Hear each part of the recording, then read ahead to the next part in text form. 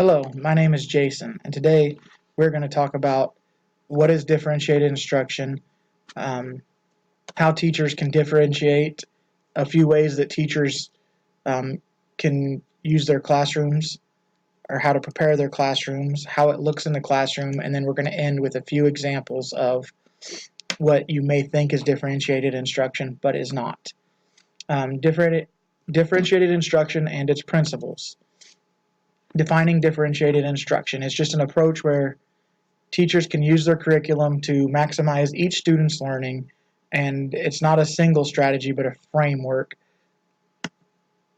There's a few different strategies we can use. We can employ effective classroom management. Um, we can group students kind of by how good or how smart they are, how they learn. We can assess. We're going to assess their readiness so that we can figure out what group they should be in, and we're going to teach them to their zone of development. Um, just a slide here with some research facts from the past where particularly the second one, where students learning disabilities with learning disabilities have received more benefits from differentiated instruction than did in their grade level peers. I wish we knew more about differentiated instruction when I was a kid. I think that it would have helped me with some of the learning disabilities that I have been diagnosed with later. Um, it's not a one size fits all, but it's individually tailored instruction and it's differentiated instruction for groups. How do we assess this? We're going to assess before, during, and after. But we're going to assess often so that we can keep kids entertained and focused by making sure we are constantly up with how much they have learned throughout the year. A few of the things we can do beforehand to assess where to start them is some standardized testing, maybe pre-unit testing using charts. We're going to figure out, and why are we going to use this? We're going to figure out how they learn, whether that be lecture or reading or in groups or hands-on, and then we're going to figure out where they're at with their learning so that we can put them somewhere that they can be challenged, but also not somewhere that they're either so far behind it's hard for them to make any progress, or something where they're really not learning anything at all. During, we're going to work a small group discussion. We'll do whole class discussion, journal entries, portfolios. There's a whole list of things we can do here, and this will just help the teacher keep current with where students are at, so we know we're keeping them in the right group and we can see how much progress they have made. After a lesson, we'll do chapter tests, projects, maybe a report, a PowerPoint as the students get older, and this will kind of determine what they learned, and we can start using this information to figure out if we really truly have them in the right group or not for the future. A few different ways that we can put them in their groups as a whole group, which would be maybe the entire class together, or we can do small groups of 1, 2, 3, 4, groups of 2, 3, or 4, peer pairs, or we can have them work independently. So, how do teachers differentiate instruction? First, we need to know our students, what they're capable of, and how they learn. We're going to talk about some of the elements and then move on from there.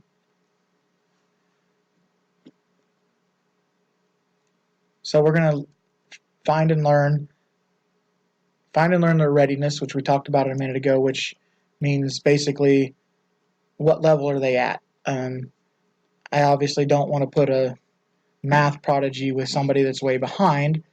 One of the two is not going to gain much out of that. So we got to figure out how to break them down and where to put them in. Let's figure out what interests them. Are they interested in, do they learn better from reading and working on their own? Do they learn better when they have peers to help them? Are they more comfortable when the teacher lectures and they're not being called out? Next thing, some of the content, process, and product. which we just talked about, the methods that we're gonna how they learn. This is just a table with a few ways that we can teach our students, or not teach our students, but teach ourselves. Start learning about the students. We can figure out their readiness, their interest, their profile, and there's multiple different categories under each of these categories, but we won't have time to go into all of them. But doing a chart like this kind of gives us an idea as to where we should put students. As we talked about before, these are just some ways to figure out how students learn. All students learn differently. So we can do tiered learning, we can do group projects, graphic organizers, manipulatives. We can do a lot of different things.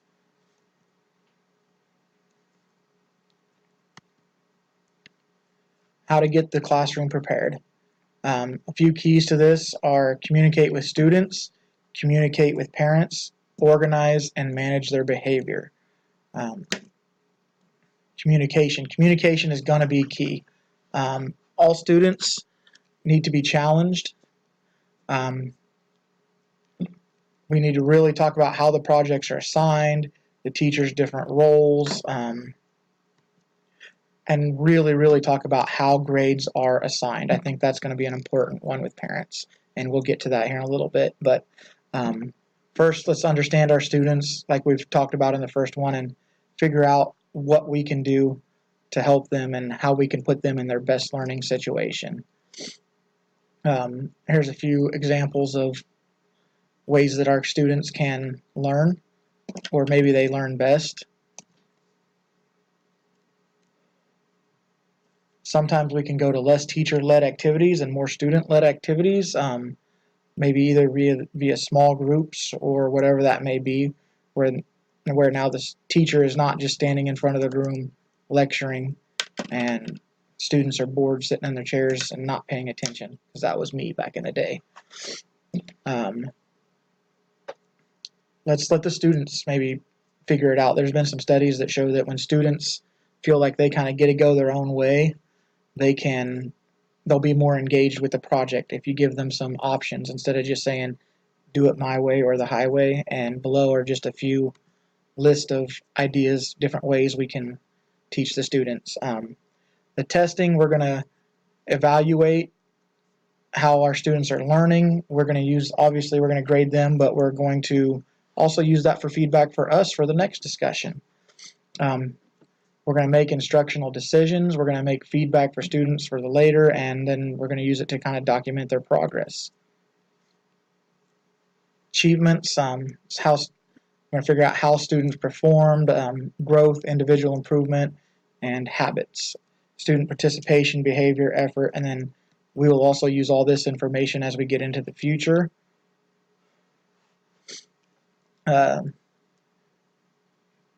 This is just some different ways that we can differentiate. We can work in what we call centers. We can small group, storage, etc., etc., etc. We'll give some students guidelines, make sure they understand what they want, develop rules, keep the noise down. That's going to be a tough one with some of the younger students, as I've been substituting, keeping the noise down, so that all the students can stay focused with wherever they're at. So all we're going to do here is maybe small group work. We'll start with less options as you're a younger teacher and working your way up. Maybe in pairs only. Start with small, easy activities. We'll start with some easier classes, and eventually we're going to, as we gather more and more data over the years as teachers, we'll save that data and get into more complicated things, maybe more pairs, more tiered stuff, and start making a little bit tougher stuff for our students and more options so that our students can have more ways to learn. Some things that are not differentiated in instruction are delivering a message mostly with a lecture, which is probably what most of us have traditionally seen, the grouping of students by last year's scores, and then we're going to explain maybe why those are not differentiated. So delivering a message with lecture only, this only allows for one type of learning. Let's try to be different. We're going to maybe break into small groups, larger groups, really let our kids learn and use manipulatives, which are just hands-on things, hands-on activities like the girl you can see over here on the right-hand side. Manipulatives are a great way for younger students to learn and stay engaged. Grouping students based on last year. Well, do we really know what they learned over the summer? Did the student get any better from last year? Maybe they took summer school. We don't know. So let's try to reassess their levels constantly, like we talked about before, so that we can always keep them in a group where they're going to be engaged, but they're also going to be challenged just at the right level. The last thing is bonus points for participation. Participation alone is not really a great evaluation of our students, and sometimes a student can be great by raising their hands, but sometimes they're not as good when it comes to like the practical application of what they did. So let's try looking at the whole group before we assign. We'll go achievement, groups, habits, and then how do we do this? We'll do it with some pre-assessments, summative assessments. We can give multiple attempts sometimes on tests.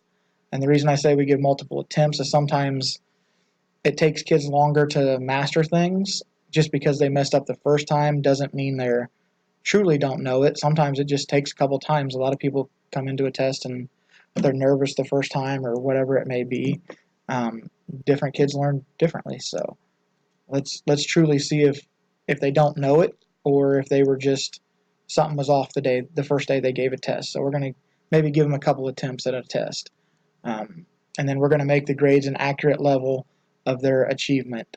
So we really need to understand that where the student started, how much effort they gave, and then where they ended.